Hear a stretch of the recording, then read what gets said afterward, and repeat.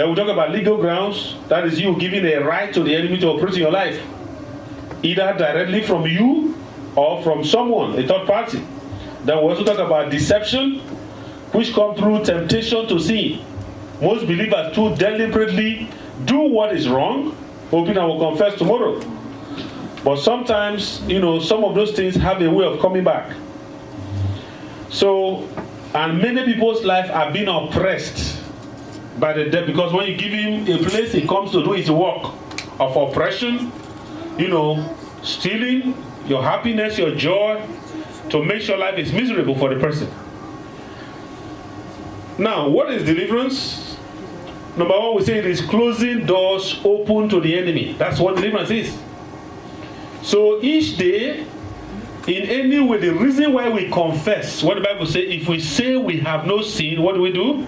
We deceive ourselves. The truth is not in us. So through sin, we open door to the devil on a daily basis, knowingly or unknowingly. So the reason why we return, we reflect over our life. I want to make a confession, Father. If there are ways I have sinned today, I'm asking for forgiveness, is that you are closing the door you open to the devil. So deliverance is closing the door open to the enemy. It is damaging the works of the enemy in our life. So if you bring sicknesses, disease, affliction, oppression, you have to do a damage to them by using the authority that Christ has given us. It is breaking evil yoke, curses, and spell in one's life. On Sunday, I made mention of the fact that Balaam was hired to pronounce a curse over God's people so that the enemy can prevail against them. So there are Balaams operating today or being hired, whether from around your family or even in the environment, to issue things that can bring misfortune to the life of a believer. So when the Bible says we wrestle not against flesh and blood, we must understand the dimension of that wrestling. So there are people who are uttering things that are possible to cause you misfortune if you are not standing your ground. The Bible says every tongue that shall rise against you in judgment you shall condemn. So the way you fight your own battle is that, God, if there be tongue risen against me in battle, this day as I go out I condemn them. And when you come back, if somebody has spoken things against your life and destiny, against your children, arise against them to condemn them. That's your assignment. If you don't condemn them, what is pronounced could stay. You could find, the Bible says, a curse without a reason cannot alight. So most times the enemy works by laws. You see, the reason why some people can do things that hurt you deliberately, so bad, you feel so painful about it, and sometimes they come and say, I'm sorry. If you are not careful, say, but this thing, you did it deliberately. Why do you want to say I'm sorry? Sometimes you do business with people, they deliberately do things that affect you. They now come back and say, I'm sorry, but still give me back my money, as it were. What they are trying to set you up, because if you don't release them by way of forgiveness and look for a way to resolve that matter, if you leave it hanging, that's what they hold on to. You see, they now go back and say, I apologize to him. I asked him, I was sorry, but he never forgave me. So they use that to now make pronouncements against the person. That's why it's very subtle. Our rule is that forgive us our trespasses as we forgive those who trespass against us. The devil knows that. So you can use people to do things against you deliberately. They will come and ask for forgiveness, but the damage has been done. So if you don't, then they use that. It's a very subtle battle. So in deliverance, we says we break evil yokes, curses, and spells that the enemy is projecting into people's life. We possess our possessions. That's what. So when the enemy has caused, when you see the imprint of the enemy in our life, causing delay, setbacks, and all kinds of things, in deliverance, we are standing to claim what Christ has purchased for us, which the enemy may be hindering by any means. So we also escape from satanic prison. Anyone that he has caged any part of your life, then whatever the enemy has stolen for us, demanding his restoration is deliverance.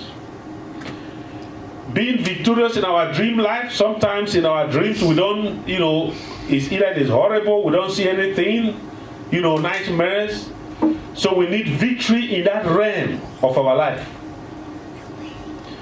It is to serve a quick notice to infirmity. Infirmity is not part of the covenant. So when the enemy brings it and it makes you to buy into it, that this one might be, how do we call it on Sunday? Is it your cross? Infirmity is never a cross. Amen? So when you see that, we serve a quick notice to the devil that whatever my heavenly Father has not planted shall what? Be uprooted from your life. That's deliverance. It is breaking free from satanic embargo. It is breaking free from evil covenants. It is breaking free from destructive habits. So if there are habits within our life that the enemy seems to be pressing against us, we don't make excuse for them.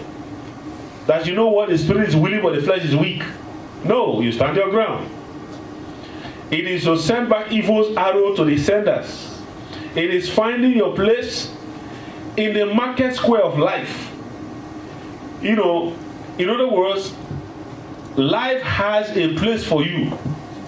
When the enemy is operating by his cycle of satanic manipulation, you realize that anywhere you go, it's like there's no breakthrough. You are so qualified for up there, but you're operating down here. So being able to find your place to where God, has ordained for you, breaking free from the cycle of satanic manipulation is deliverance.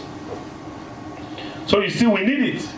Because if we are not functioning where God wants us to function, then the limitation has to be broken. Someone say amen? Amen. It is a release from all altars of affliction and witchcraft cages. It is correct positioning. It is breaking free from the chains of poverty and chains of darkness. That's what deliverance is. So you realize that at some aspect of our life or the other, we need it. Because we may not be operating at the full expression or capacity of what God's word has said about us. So how the demonic are able to walk through believers? Satan is able to walk through a believer because he hasn't been liberated entirely from his carnal mind. Someone say carnal mind. You see that? The battle is in the mind. You may have heard that before. So how does the devil operate? He has access. He operates in it. Now can I say this?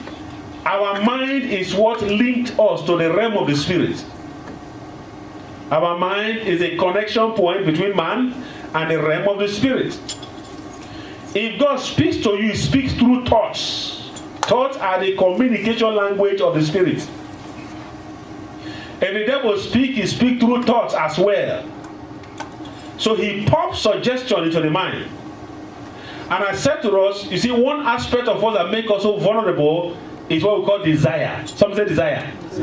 Desire is desire. What you want, what you love, what you have a flair for is good. So the enemy look for what you love. He works from there. If you are not discerning and you don't have what we call self-control, where to draw the line, then he can reel you in through your desire into excesses.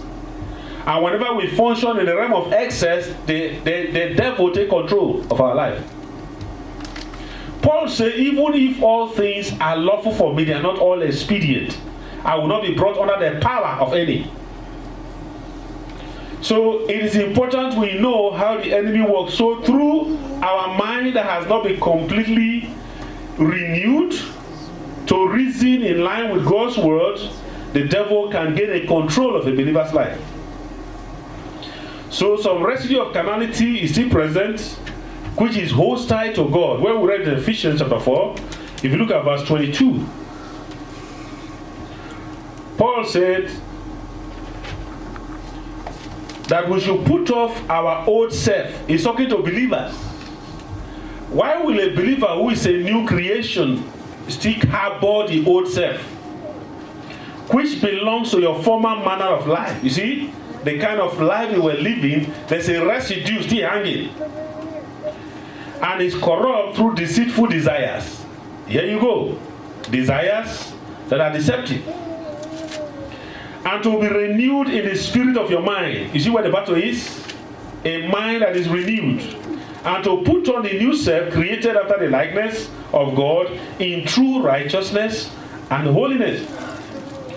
So the residue of the carnality is found in our mind. I said, if somebody gives his life to Christ at the age of 30, a culture has been forming you for 30 years. A way of life and doing things has been forming you that most time is automatic. You don't take time to think through it. Somebody step on your leg, they write it to do it, so the reaction is to slap. It's automatic. When somebody, does something to you that gets on your feeling that is painful, it is to react, to fight back. That is the old self, the carnal mind. But this man says, that residue still in us, we need to put it off. Someone say put off. Put it off. So your old self, which belongs to your former manner of life, can you take time to reflect on our former manner of life? Don't we have some carryovers from those former manner of life to this new life? That's why I believe you can tell them, if I show you my recolor. What color are you talking about? Is that the color of love or the color of Christ? The old color. The old color. So either we express it directly or indirectly, in one way or another, that color manifests, or we show it to people. Isn't it? That's the truth.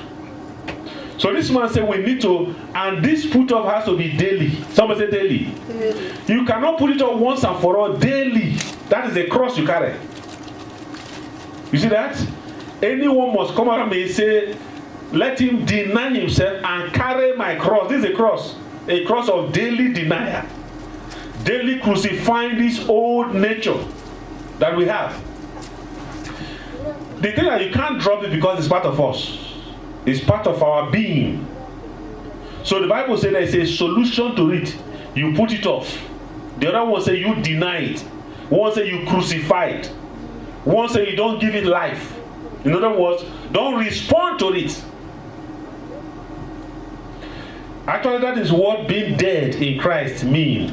The significance of baptism. Say you identified with Christ in his death, and you rose up to a new life. So from that point forward, you make a decision to give expression to the old life. But most of the time in Galatians chapter 5 or 6, it says if a believer is overtaken. Someone say overtaken. So if our mind may not be on guard 24/7. Sometimes we are overtaken by the old nature manifesting. And when we do, he said, if we say we have not sinned, we deceive ourselves. But if we confess and forsake, we find mercy. So every now and then we are overtaken by the manifestation of this old self. God expects us to go back and ask for forgiveness. What it has to do when we violate relationship with people, we also have to meet them to right those wrongs. Amen? This is serious. So, following the change of mentality, which is repentance, there must be the bringing of every thought captive to obey Christ. When we repented, it is not you see, most people capitalize on, I've repented and Christ has given me his garment. Yes, that is the initial, the initial entrance into the kingdom. But the responsibility going forward, because what controls us is the mind. And the mind, the enemy is at work 24/7 to pop in suggestion, to mislead the mind. So it says you must be a policeman over your thoughts, to arrest and bring captive thoughts that are not in line with the will of God, the word of God, to make them to obey Christ. Have we become completely humble as God desires since we became born again? Have we passed a test of humility? So we have in all the different virtues of the Spirit, God examines us based on them. Sometimes when I look at the Word of God a little bit deeper, I realize that God needs to help us. Someone say, God help us. God needs to help us. Because salvation is not complete in itself. When he say, work out your salvation with fear and trembling, When you have become saved, you have the entrance to the kingdom. After what God expects us to now walk, before Him and be like Him. You see? So becoming like Jesus becomes a goal of our life on earth that could bring people to Christ. But the war is in the mind. You have the old nature we used to live that we are familiar with before. And also you have the enemy, you have the world that has its own model that he wants to sell to us. You have the influence of the demonic to manipulate us to evil thought.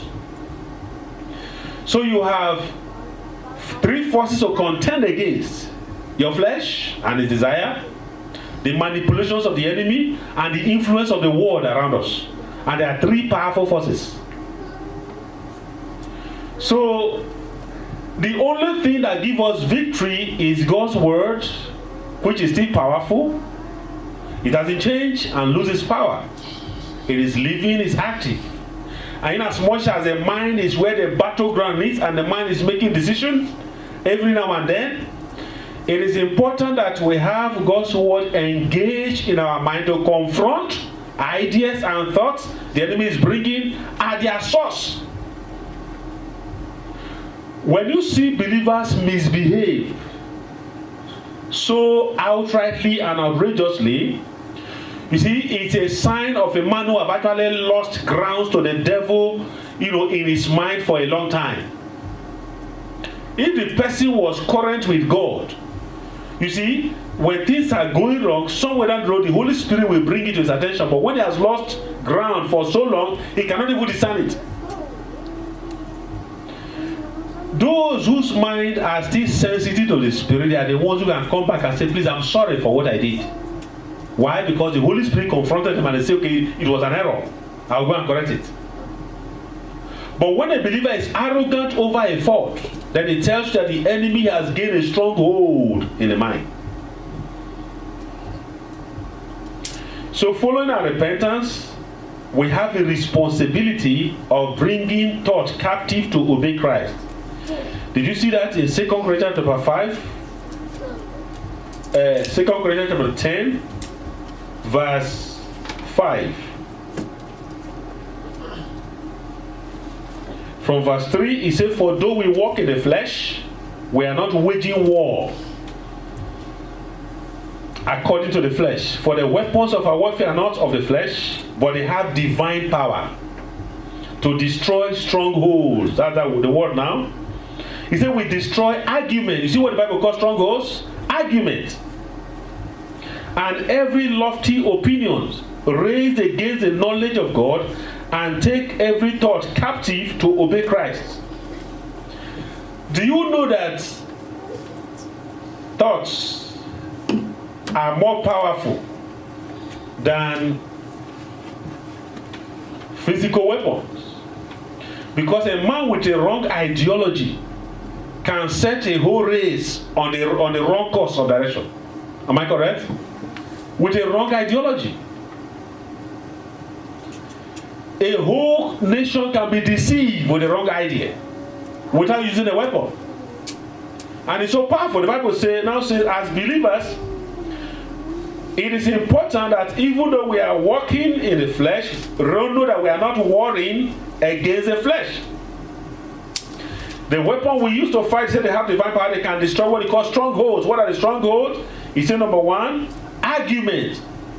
So when the enemy sells a strong point to you, a strong opinion, lofty opinion, it looks so good. If you don't destroy it at the source, that argument will form a stronghold that drives us out of God's kingdom without knowing.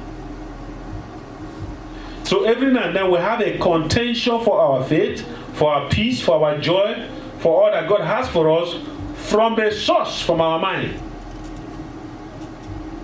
I've seen marriages destroyed because, the subject of one say I'm equal to, who will submit or surrender to the other person. Why? The enemy has sold argument that somebody cannot bring under subjection to obey what Christ has said. And as a result, People just find themselves they can work together. And they go their way. So, God wants us to know that we need deliverance from all those lofty opinions that didn't line up with the will of God. It may look like a simple thing. The wrong idea, the enemy uses it. It may not be somebody probably manifesting whatever, but if the enemy sells a wrong idea to a person, it can drive you in the wrong direction. It can limit you, actually can exclude you from the kingdom of God and working for the devil without the person knowing. We have many believers who are tools in the hand of the enemy because they don't know how the devil operates. Amen? This is important. So the mind is a battleground. The enemy attacks a Christian's mind in many ways daily, and many believers open the door to the enemy in their mind unknowingly. So every day we have an attack coming against your mind. An idea, a suggestion, an opinion. Okay? It could be maybe somebody did something to you and the enemy brings it back to your mind. Remember all these things did to me? He said, next time when you see him, don't talk to him. Shut him off. That's an idea. It was so painful. She did it deliberately. He will give you every reason, every argument to agree and give you a point of action which is against the will of God. And when you do that, you see, you exclude yourself from access to God's Spirit, being able to guide you and to lead you. The Bible says, beware who you obey, his servant you become. So we become servant of the devil without knowing by buying into the lies and the argument he brings to us, which we accept. This is a technical war, spiritual warfare. It finds its way in the thought, in our thinking process. So whenever our mind is out of alignment with the word of God, the will of God, the way God do things, then believe you me, we're yielding to the enemy without knowing.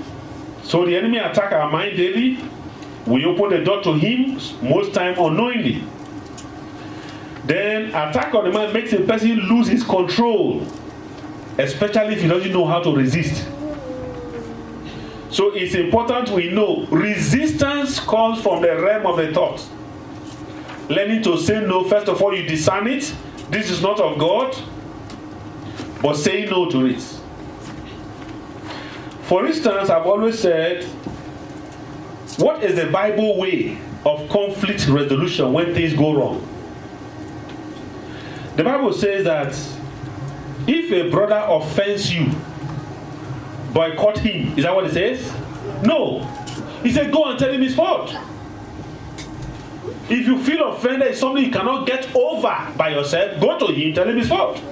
If he agrees and says, I'm sorry, I never realized it came across to you this way, you have won your brother back to fellowship and relationship. But if he said no, he said, look for somebody else and talk to another brother, two of you confront him. In a matter of 2 or 3 witnesses, a matter is established. I still feel what this sister or brother did to me was not right. I confronted him, he was arguing. Can you help me talk to him? And he still became arrogant. He said, now tell it to the church. But in the world we live, somebody offend you, he said withdraw, don't let him know he did it. Then wait for him at a deliberate point. Then you give it to him. You will punch him below the bed and he will feel what he did. I will die. Amen. That's the word, the way of the word. And most believers buy into that. So they either keep malice or avoidance strategy or name it. So when you bought into the wrong approach and the wrong way of life, then you're going to find out that without knowing, we are yielding to the enemy. But the God of heaven will deliver us. Amen. In Jesus' name. God's design is that the thought processes of man's mind be subject completely to man's rule. You may have lost your mind when you lost control of your thoughts. Can I say that again? You have lost your mind when you have lost control of it. If you don't know how the thoughts in your head come and function and even use you to work, then you've lost your mind. And there are many believers who have lost their mind because something has controlled the mind. They pop the suggestion, they get up, they go do it. without a second thought, no analysis. Is this the will of God? Will God want me to do this thing? When you don't query your thoughts before you execute them, then you are not in control of your mind. We need deliverance from the force that is prompting us, pushing us, using us. You know, most people's talk and response are automatic. In other words, they don't think through it before they respond. At such point, the enemy may have hijacked the mind to use it to cause trouble. Amen? Amen. So, I said God's design is that our thought process should be subject to our own rule. Somewhere in Proverbs chapter 25, around the last verse, it says, a man without self-control is like a city whose walls are broken down. So the self-control has to do with the control of your thoughts. Can we discern where, I told us our thoughts come from three sources, either from you, or from the Spirit of God, or from the demonic inspiration, the devil. So he projects the thoughts, and the one of the enemy, they come every now and then. They come in a haste, they put you under pressure, they want you to act and to respond. Somebody did something, respond quickly. So you don't take it for granted. But I realize that you will get it wrong anytime you act in a haste. Because the enemy will push you to act in a haste. But if you take time to think through things, the Holy Spirit has a chance to give you his thoughts that will make for peace, for joy, and for harmony. Someone say amen? Amen. So most believers unknowingly give grounds to the wicked spirits to gain access and take direct action through their mind. If a believer discovers any independent action in his mind, he should realize he's under the assault of the powers of darkness. What does that mean? So most time when you ask me, say, this is not me. I don't know why I did it. You know why? So a force brought that, you see, and thought has power. Someone say power. Power. Thought has power.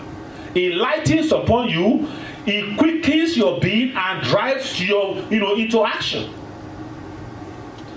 So the power of a thought came to him without much analysis. He executed it. And that's what the enemy wants to do. To use you to carry out an action, an assignment, and he leaves. He waits again for another opportunity.